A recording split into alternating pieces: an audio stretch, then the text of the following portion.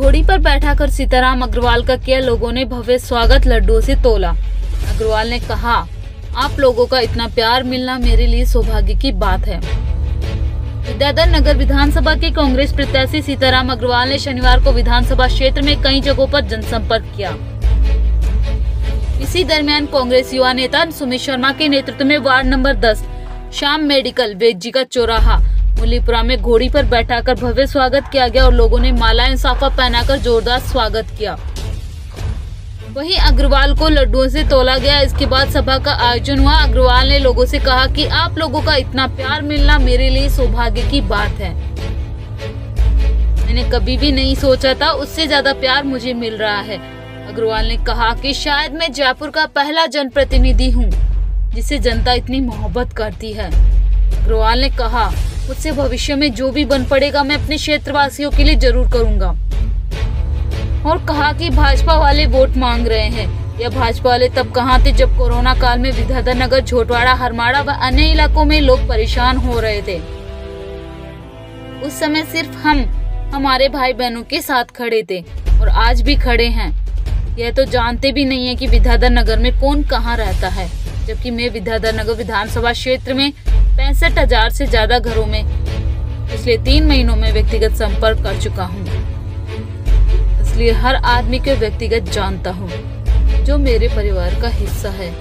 इस मौके पर रामस्वरूप काजला, रमेश कुमावत, महेंद्र समोता, हंसराज बड़सरा, मोहरी लाल, रोशन रॉय, देवेंद्र डोंगी, सुनील जाखड़, अशोक निठारवाल सहित आदि कांग्रेस कार्यकर्ता मौजूद रहे।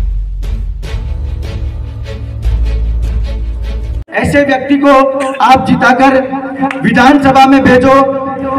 मैं सिर्फ आपसे एक ही सवाल पूछना चाहता हूं कि पहले भी 15 वर्ष तक एक राजकुमार ने विद्याधर नगर पर राज किया।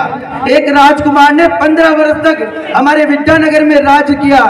वह कभी आपकी विपरीत परिस्थितियों में आपके पास आकर कभी खड़े नहीं है। ना तो मैं आपको मेरी राजनीतिक समझ से कह रहा हूँ, ना ही आपकी कोई जरूरी काम। राजकुमारी जी से मिलने अगर कोई सिटी पैलेस जाता है तो सबसे पहले तो उसे सिटी पैलेस का टिकट कटवाना होगा, उसके बाद उसकी सिक्योरिटी फॉलो करनी पड़ेगी, उसके बाद उनके पीए फॉलो करने पड़ेंगे, उसके बाद भी अगर राजकुमारी जी की इच्छा हुई तो जनता से मिलेगी, वरना जनता को वहीं से वापस आना पड़ेगा। इस बात को मैं आपसे एक उदाहरण के रूप में समझाता हूं। अगर आपका बच्चा 5 साल किसी परीक्षा की तैयारी करे और वो फेल हो जाए तो आपको कैसा लगेगा? इसी तरह सीताराम जी भाई साहब ने लगातार कई वर्षों से चुनाव की तैयारी की है और आपने भारतीय जनता पार्टी के झूठे प्रोपगंडे जो कभी हिंदुओं की बात करते हैं, कभी हिंदुओं को भड़काते हैं, केवल वोट बटोरने का सामान बनाते हैं। मैं राजकुमारी जी से कहना चाहता हूं कि यह विद्याधर नगर है, यहाँ की जनता जागरूक हो गई है, यहाँ की जनता समझदार हो गई है। हमारे सामने बड़े बुजुर्ग, बड़े भाई, छोटे भाई, माता बहन और बुजुर्ग बैठे हैं। मैं उन सभी से निवेदन करूंगा कि आप सभी दिल खोलकर एक बार एक सेवक को, सीताराम जी को वोट दे। मैं आपसे वार्ड नंबर 10 में ज्यादा तो नहीं बोलूंगा, इतना वादा कर सकता हूं कि आपको सीताराम जी भाई साहब के पास जाना नहीं पड़ेगा। आपके काम यहीं बैठे बैठे हो, ये मैं गारंटी देता हूं। मैं यही पास में रहता हूं, आपके पड़ोस में रहता हूं, आप मुझे आकर कभी भी पकड़ सकते हैं। लेकिन सीताराम जी जैसा जनसेवक हमें दोबारा नहीं मिलेगा।